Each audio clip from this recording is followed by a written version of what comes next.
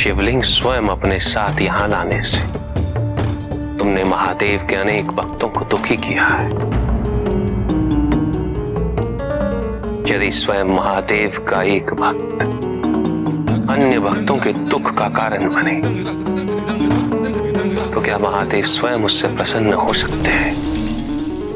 कदापि नहीं। मैं कोई ऐसा कार्य नहीं करूंगा जिससे मेरे प्रभु मुझसे रुष्ट हो जाए। मैं प्रभु की अप्रसन्नता का कारण नहीं बन सकता। प्रभु ने तो राजा के समक्ष मेरा मान रखा, मेरी सुरक्षा की, और मैं मेरे प्रभु को कोई कष्ट नहीं दे सकता,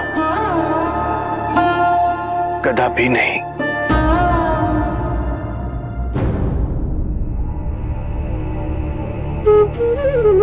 हे महानुभाव, मैं भटक गया हूं। क्या आप मुझे मार्गदर्शन दे सकते हैं?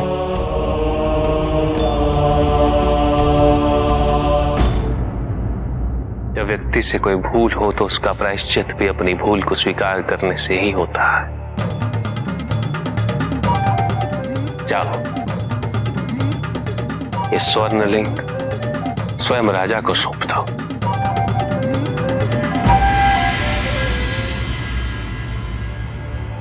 अवश्य। मैं अभी इस शिवलिंग को राजन के पास वापस ले जाऊंगा। आभार।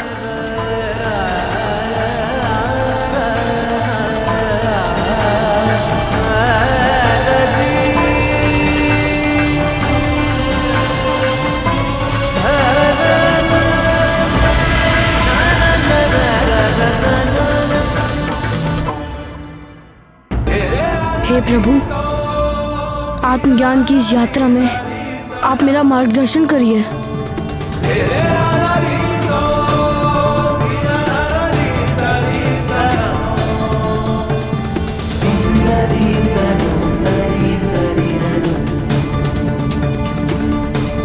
ओम नमः शिवाय। धन्य है महादेव जो अपने भक्त का इस प्रकार मार्गदर्शन कर रहे हैं। भगवान सदा ही अपने भक्तों को किसी ना किसी रूप में, किसी ना किसी संकेत के माध्यम से उनको उचित मार्ग दिखाते रहते हैं। ये भक्त पर निर्भर करता है कि वो उन संकेतों को समझता है या नहीं। महादेव के दोनों भक्तों की परीक्षा है। किंतु प्रभु, इसका परिणाम क्या होगा?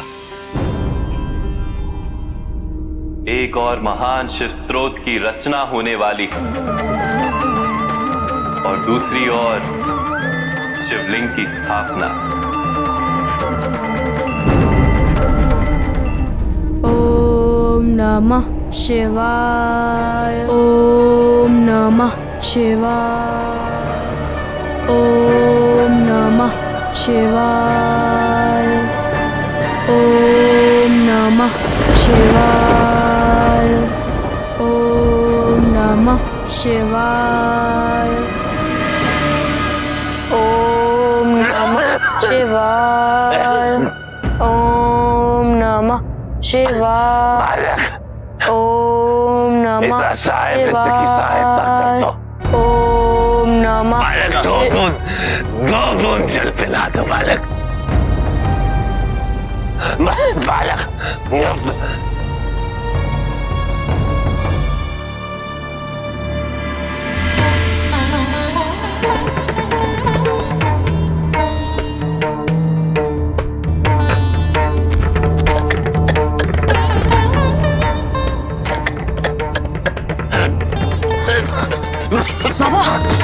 उठिए।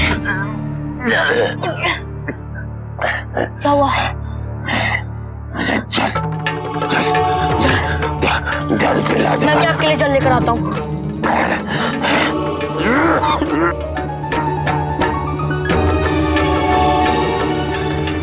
कृपया आप जल ग्रहण करें।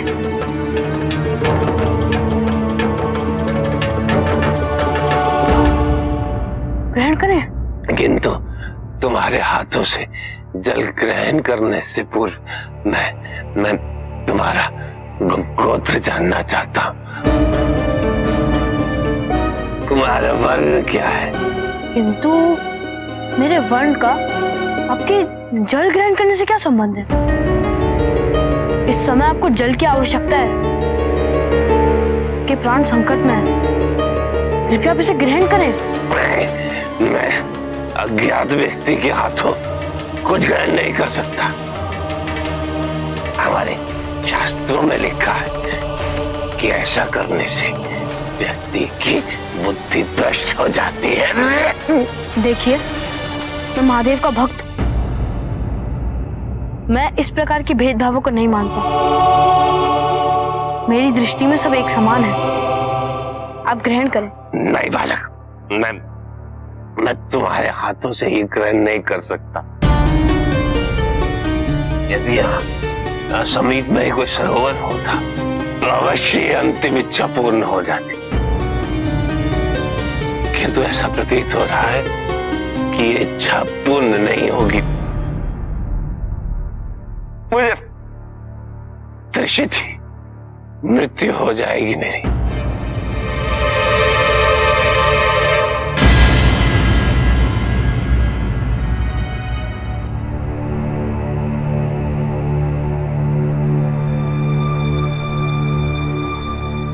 जल। हे महादेव, यदि मेरी भक्ति सच्ची है तो कृपया इनकी इच्छा पूर्ण करने हेतु आप मेरी सहायता करिए प्रभु।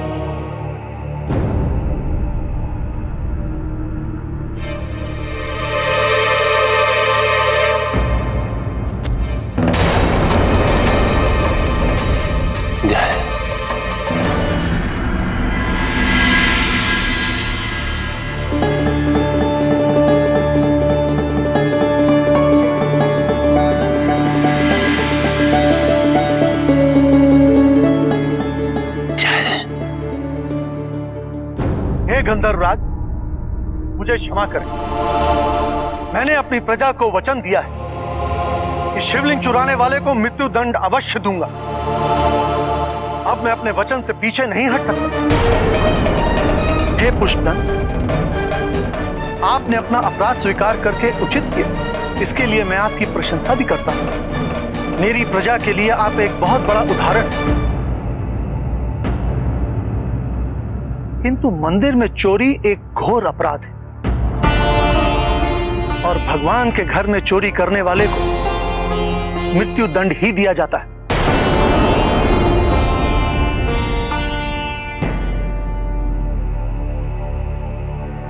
जिस जीवन से महादेव ही रुष्ट हो गए हो,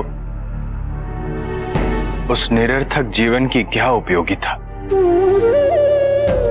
मैं ये दंड स्वीकारता हूं राजन।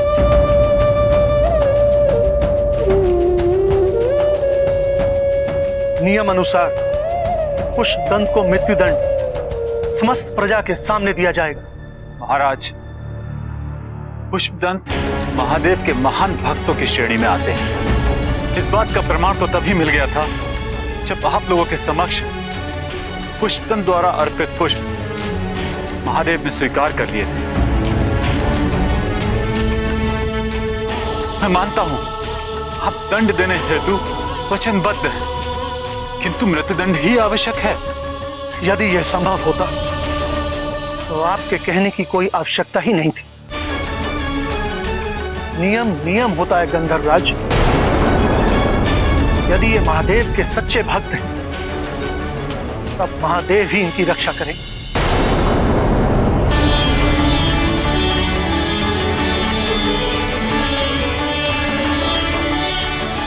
हर हर महादेव।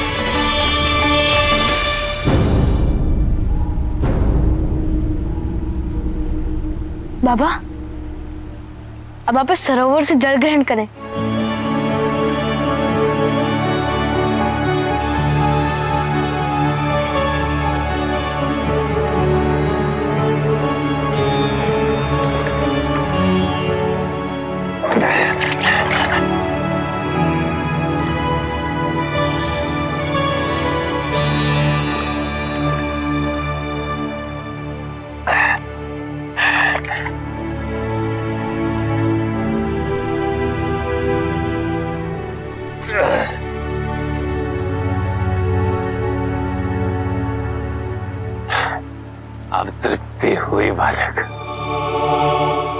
मेरे कारण तुम्हारी तपस्या बाधित हुई। मैं क्षमा चाहता हूं। अरे इसकी क्या आवश्यकता है? किसी के प्राणों से अधिक महत्वपूर्ण नहीं थी मेरी तपस्या। किंतु ये तो बताओ बालक कि ये सरोवर, ये चमत्कार कैसे किया तुमने? नहीं नहीं, ये मेरी मूर्खता होगी यदि मैं इसका श्रेय स्वयं को दूं। ये कोई चमत्कार भी नहीं, ये तो केवल महादेव द्वारा उनकी भक्त के लिए उनकी इच्छा की पूर्ति है। तुम्हारा कल्याण अद्भुत, अद्भुत। किंतु आपने अपना परिचय नहीं दिया।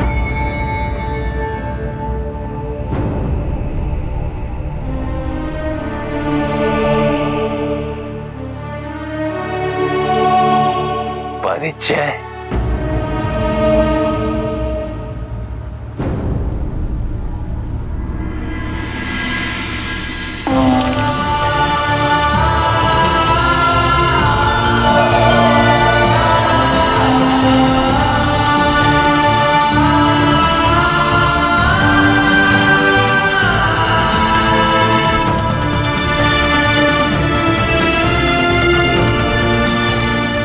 प्रभु,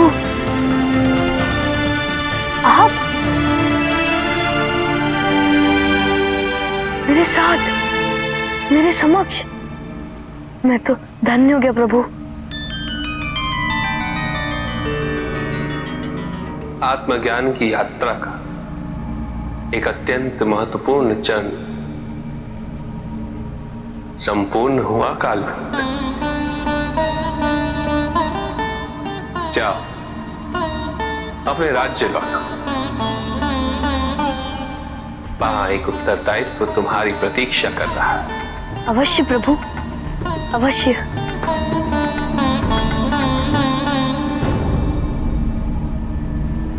देव देव महादेव शिवा, देव देव महादेव शिवा, देव देव महादेव शिवा, देव शिवा।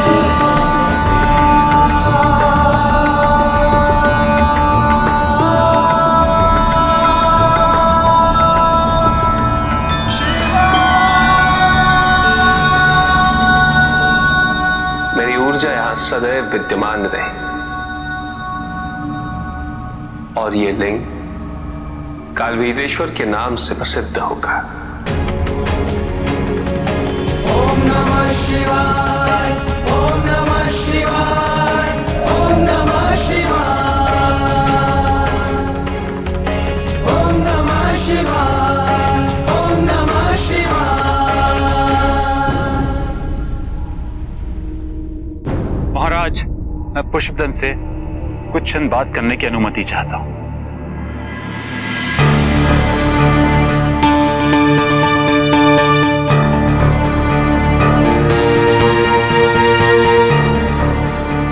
क्या कर रहे हो पुष्पदंत? मैंने यहां से निकलने की योजना बना ली है। हम यहां से सीधे स्वर्ग चलेंगे। हम इन सभी मनुष्यों से अधिक शक्तिशाली हैं। हमें कोई रोक नहीं पाएगा। हे गंधर्वराज, मैं इनसे तो भाग जाऊंगा, किंतु महादेव से कैसे भागूंगा और कब तक भागूंगा?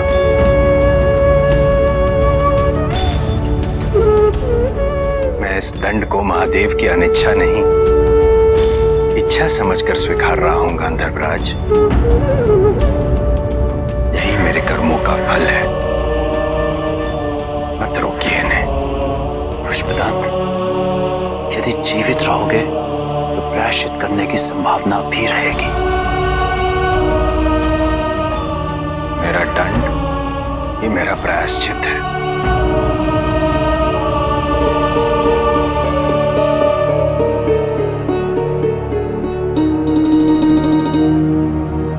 राजन, मेरी एक अंतिम इच्छा है। निसंकोच कहिए। देह त्यागने से पूर्व एक बार, केवल एक बार मैं महादेव स्तुति गायन करना चाहता हूं।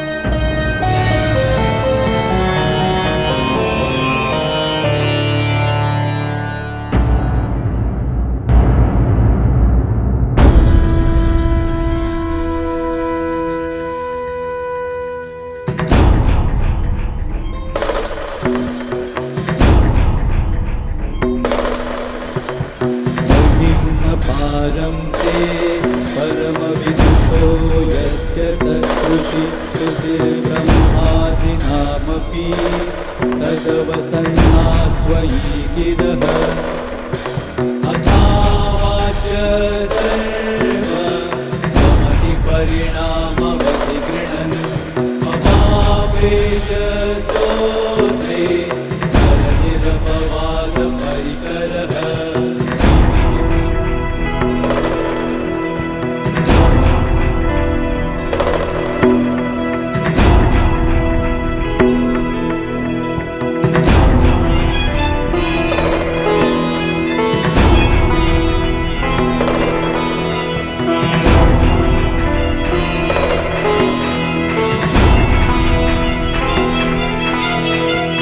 बहुलरजसे विश्वत्पत्तो भवाय नमो नमः।